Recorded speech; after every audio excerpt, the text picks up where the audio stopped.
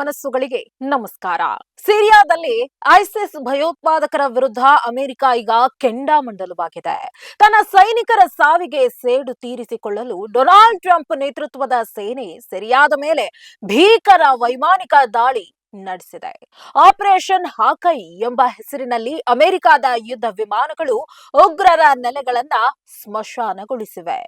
ಈ ಕಾರ್ಯಾಚರಣೆಯ ಸಂಪೂರ್ಣ ಚಿತ್ರಣ ಇದು ಈ ಕ್ಷಣದ ಕರೆಂಟ್ ಕಂಟೆಂಟ್. ನೀವು ನೋಡ್ತಾ ಇದ್ರಿ ಬಿಬಿ ನ್ಯೂಸ್ ಕನ್ನಡ. ನಾನು ಅಕ್ಷತಾ ಕುಲಕರ್ಣಿ.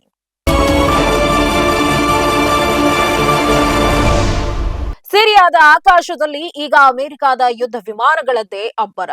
ಮೊನ್ನೆಯಷ್ಟೇ ಪಾಲ್ಮೀರಾ ಪ್ರದೇಶದಲ್ಲಿ ಅಮೆರಿಕದ ಇಬ್ಬರು ಸೈನಿಕರು ಮತ್ತು ಓರ್ವ ಭಾಷಾಂತರಕಾರನನ್ನ ಐಸಿಸ್ ಉಗ್ರರು ಹೊಂಚು ದಾಳಿ ನಡೆಸಿ ಹತ್ಯೆ ಮಾಡಿದ್ರು. ಈ ಘಟನೆಯಿಂದ ರೊಚ್ಚಿಗೆದ್ದಿದ್ದ ಅಮೆರಿಕ ಅಧ್ಯಕ್ಷ ಡೊನಾಲ್ಡ್ ಟ್ರಂಪ್ ಉಗ್ರರಿಗೆ ಪಾಠ ಕಲಿಸಲು ಆದೇಶ ನೀಡಿದ್ರು. ಅದರ ಫಲವೇ ಈ ಆಪರೇಷನ್ ಹಾಕೈ. ಅಮೆರಿಕದ ಅತಿ ಶಕ್ತಿಶಾಲಿ F-15 eagle ಜೆಟ್ಗಳು, A-10 thunder bolt ವಿಮಾನಗಳು ಮತ್ತು ಅಪಾಚೆ ಹೆಲಿಕಾಪ್ಟರ್ಗಳು ಸಿರಿಯಾದ ಮೇಲೆ ದಾಳಿ ಮಾಡಿವೆ. ಮಧ್ಯ ಸಿರಿಯಾದಾದ್ಯಂತ ಇರುವಂತಹ ಐಸಿಸ್ನ ಸುಮಾರು 70ಕ್ಕೂ ಹೆಚ್ಚು ಅಡಗುತಾಣಗಳನ್ನ ಗುರುತಿಸಿ 100ಕ್ಕೂ ಹೆಚ್ಚು ಕ್ಷಿಪಣಿಗಳನ್ನ ಉಡಾಯಿಸಲಾಗಿದೆ. ಈ ಭೀಕರ ದಾಳಿಯಲ್ಲಿ ಐಸಿಸ್ನ ಶಸ್ತ್ರಾಸ್ತ್ರ ಸಂಗ್ರಹಾಗಾರಗಳು, ಉಗ್ರರ ತರಬೇತಿ ಕೇಂದ್ರಗಳು ಮತ್ತು ಪ್ರಮುಖ ಕಚೇರಿಗಳು ಮಣ್ಣು ಪಾಲಾಗಿವೆ.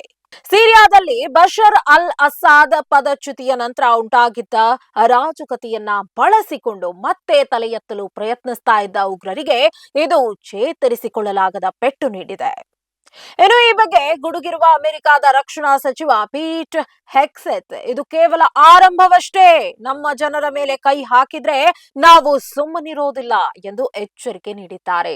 ಟ್ರಂಪ್ ಅವರ ಈ ನಡೆಗೆ ಸಿರಿಯಾದ ಹೊಸ ಮಧ್ಯಂತರ ಸರ್ಕಾರ ಕೂಡ ಬೆಂಬಲ ಸೂಚಿಸಿದ್ದು, ಜಾಗತಿಕ ಮಟ್ಟದಲ್ಲಿ ಭಯೋತ್ಪಾದನೆ ವಿರುದ್ಧದ ಹೋರಾಟಕ್ಕೆ ಹೊಸ ವೇಗ ಸಿಕ್ಕಿದೆ. ಒಟ್ಟಿನಲ್ಲಿ ಸಿರಿಯಾದಲ್ಲಿ ಐಸಿಸ್ ಅಟ್ಟಹಾಸಕ್ಕೆ ಅಮೆರಿಕ ಈಗ ಬ್ರೇಕ್ ಹಾಕಿದೆ.